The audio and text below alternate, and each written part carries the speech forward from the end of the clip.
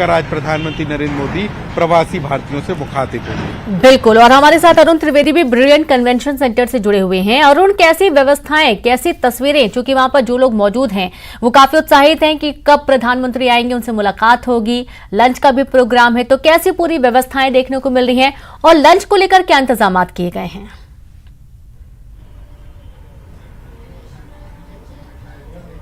बिल्कुल, देखिए brilliant convention centre में सभी डेलीगेट्स और वीआईपीज पहुंच चुके हैं और अब सिर्फ इंतजार है तो प्रधानमंत्री मोदी के आने का। सभी इसी का इंतजार कर रहे हैं और इंदौर के जो वरिष्ठ पत्रकार हैं अरविंद तिवारी जी, वो मेरे साथ हैं। ये बताइए सर कि ये भारत के लिहाज से, इंदौर और मध्य प्रदेश के लिहाज से कितना महत्वपूर्ण है ये आयोजन? देखिए, इंदौर और मध्य प्रदेश के लिहाज से तो बहुत महत्वपूर्ण है। मध्य प्रदेश को इसकी मेजबानी पहली बार मिली है और देश का सबसे स्वच्छ शहर इंदौर में ये आयोजन होस्ट हो रहा है, तो इंदौर और मध्य प्रदेश के लिहाज से तो बहुत महत्वपूर्ण है ही है।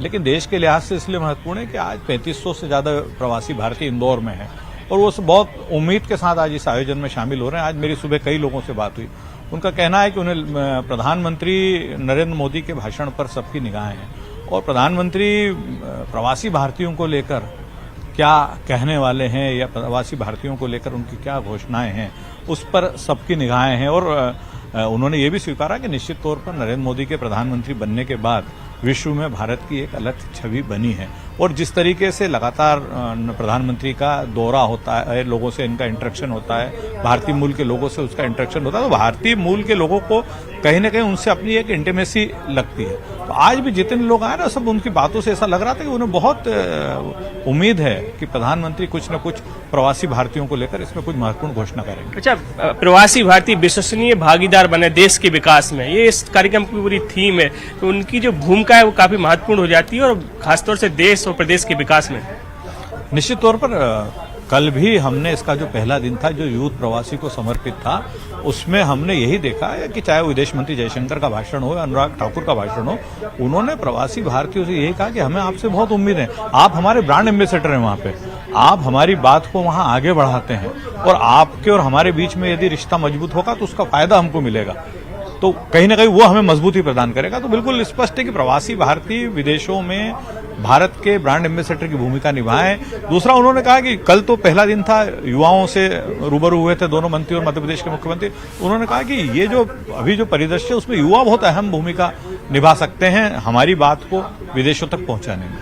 अच्छा, कल विदेश मंत्री एस जयशंकर ने कहा कि हमारा जो रिश्ता है वो खून का रिश्ता है, पासपोर्ट का रिश्ता नहीं है। तो एक तरह से आत्मीयता जिस तरह से कल दिखाई सीएम ने, विदेश मंत्री ने, तो ये भी कहीं ना कहीं छू गई प्रवासी भारतीयों को। निश्चित तौर पर वो बहुत ही टची संबोधन था जिसमें उन्होंने कहा ना कि आपको हमारा रिश्ता खून का है, पासपोर्ट का नहीं। तो उन्होंने ये स्थापित करने की कोशिश की कि हम आपसे 1-to-1 कनेक्टिविटी चाहते हैं, हम औपचारिक कनेक्टिविटी नहीं चाहते, हम आपसे दिल का रिश्ता जोड़ना चाहते हैं। और हम दिल का रिश्ता इसलिए आपसे जोड़े हुए हैं कि हम आज हिंदुस्तान में जो कर रहे हैं या हिंदुस्तान में हमें जो करना है उसमें कहीं ना कहीं आपकी भूमिका बड़ी अहम रहना। और दूसरा, जो हमारी बात है उसको आप वर्ल्ड के अलग अलग फोरम पे बहुत दमदारी से रख सकते हैं। कल शिवराज सिंह चौहान ने भी ये बात बोली कि वर्ल्ड के अनेक बड़े फोरम, चाहे वो एप्पल हो, अमेजन हो, इनमें भारतीय बहुत बड़ी भूमिका निभा रहे हैं, वो मास्टर हैं वहां के।